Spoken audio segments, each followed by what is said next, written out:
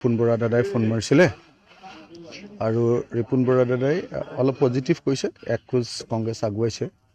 এই খবৰটো দিছে যে এক খোজ কংগ্ৰেছ আগুৱাইছে, অলপ বৰফ গলিছে বৰফ গলিছে, পজিটিভ হৈছে, এক খোজ আগুৱাইছোঁ বুলি খবৰ দিছে অলপ আগতে।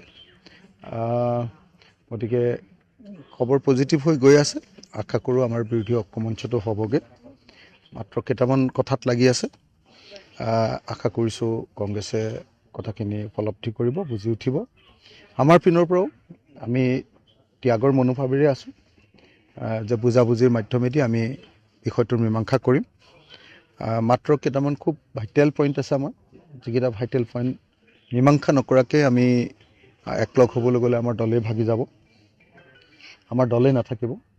দলৰ ভিতৰত সাংঘাতিক ধৰণৰ বিসম্বাদ হৈছে, এতিয়া সাংঘাতিক ধৰণৰ প্ৰেছাৰ হৈছে, বিভিন্ন ধৰণৰ প্ৰতিক্ৰিয়া হৈছে। কাৰণ আমাৰ 66টা সমষ্টিত খেলিবৰ কাৰণে মানুহবিলাকে এপ্লিকেশ্যন দিছিলে আৰু সেই তাৰ পৰা গৈ এতিয়া যিহেতু 15টাত খেলিছোঁ, 15টাত খেলাৰহে সিদ্ধান্ত হৈছে। গতিকে দলৰ মজিয়াটো সাংঘাতিক ধৰণৰ এটা প্ৰেছাৰৰ মাজত আমি আছোঁ। মই আশা কৰিম যে কংগ্ৰেছে কথাটো বুজি পাব, যিহেতু কংগ্ৰেছে 100টা সমষ্টিত, যোৱাবাৰতো তেওঁলোকে 95ত খেলিছিলে, এইবাৰ আৰু 5টা পালে তেওঁলোকে 100টা সমষ্টিত খেলিব। গতিকে আমি আশা কৰিম যে আমাৰ যি 15টা সমষ্টি, এই 15টা সমষ্টি তেওঁলোকে খুব আগ্ৰহেৰে সৈতে, সদিচ্ছাৰে সৈতে আমাক এৰি দিব।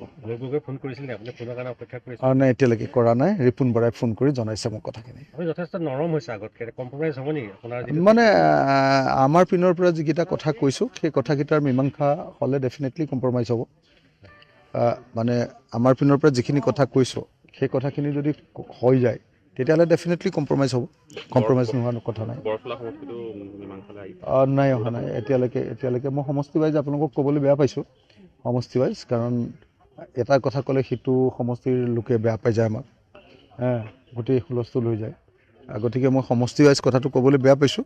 চব বস্তু চলি আছে, ইনক্লুডিং বৰচলা, চব চলি আছে। 15খন চিট বিচাৰিছে, কম্প্ৰমাইজ কমিব নেকি এতিয়া আপোনালোকৰ? নাই, আমি 15খন চিটেই আমি ল'বৰ কাৰণে লাগি আছোঁ। তেওঁলোকে যদি কমকৈ দিয়ে তেতিয়া? নাই, এতিয়ালৈকে কমকৈ দিয়াও কথাও কোৱা নাই, বেছিকৈ দিয়াৰ কথাও কোৱা নাই, একো হোৱা নাই এতিয়ালৈকে। বস্তুটো মীমাংসা একো হোৱা নাই, গতিকে আগতে মই কমেণ্ট কৰাটো সম্ভৱপৰ নহয়। লুৰিণজ্যোতি গগৈৰ সৈতে যোগাযোগ কেনেকুৱা হৈছে আপোনাৰ? মই এইমাত্ৰ এই 5 মিনিটৰ আগত মই লুৰিণৰ লগত কথা পাতি আছিলোঁ। লুৰিণে মোক কৈছে যে তেওঁলোকৰ দলত প্ৰস্তাৱ হৈছে যে ৰাইজৰ দলক নোলোৱাকৈ এলায়েন্স হ'ব নোৱাৰে, ৰাইজৰ দলৰ নোলোৱাকৈ এলায়েন্স হ'ব নোৱাৰে। এইটো তেওঁলোকৰ PSC মিটিং আৰু কৰ্ণধাৰ মিটিঙত, বৰ্ধিত PSC মিটিঙত ৰিজলিউশ্যন হৈছে, আৰু সেই ৰিজলিউশ্যনটো বোলে ইতিমধ্যে কংগ্ৰেছ দলক জনাইছোঁ বুলি মোক এইমাত্ৰ ক'লে, যে অখিল দা চিন্তা নকৰিব, অখিল কা, এনেকৈ মোক অখিল কা বুলি কয়, অখিল কা আপুনি চিন্তা নকৰিব, আমি কংগ্ৰেছৰ লগত পাতিছোঁ, আপোনালোকৰ লগত বুজাবুজি হোৱাৰ পাছতহে আমাৰ এলায়েন্সটো হ'ব। মানে মোক অলপ আগতে মই কথা পাতিলোঁ, তেতিয়া ৰিপুণ দাই নিজে ক'লে যে আজি আমাৰ প্ৰেছ কনফাৰেন্সখন কেঞ্চেল কৰা হৈছে, এনেকৈ কৈছে।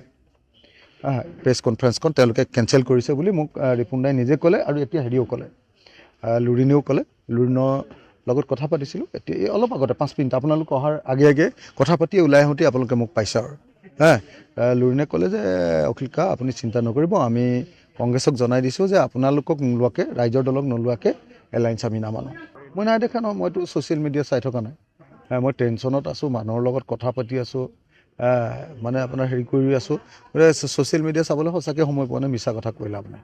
নাই, এতিয়াতো মই ক'লোৱেই, আজিতো লুৰিণে ক'লে যে নাই ৰাইজৰ দলক বাদ দি নহ'ব। সেইটোতো মোক ইতিমধ্যে হেৰিয়েও কৈছে, জে.আই. কাঠাৰেও কৈছে যে ৰাইজৰ দলক বাদ দি আমি এলায়েন্স নকৰোঁ। আজি লুৰিণেও ক'লে যে ৰাইজৰ দলক বাদ দি আমি এলায়েন্স নকৰোঁ, আৰু কংগ্ৰেছ দলেও আমাক বাদ দি কৰিব খোজা নাই। মই আজি প্ৰেছ কনফাৰেন্স যিহেতু কেঞ্চেল কৰিছে, গতিকে এইটো পজিটিভ দিশ হয়নে নহয় কওক? তেওঁলোকে আমাৰ লগত বুজাবুজি হোৱাৰ আগতে প্ৰেছ কনফাৰেন্স দিয়া বুলি আপোনালোকে সংবাদ মাধ্যমত বাতৰি প্ৰচাৰ কৰিছিলে, কিন্তু আজিতো মোক ফোন কৰি স্পষ্টকৈ জনাইছে যে নাই হেৰি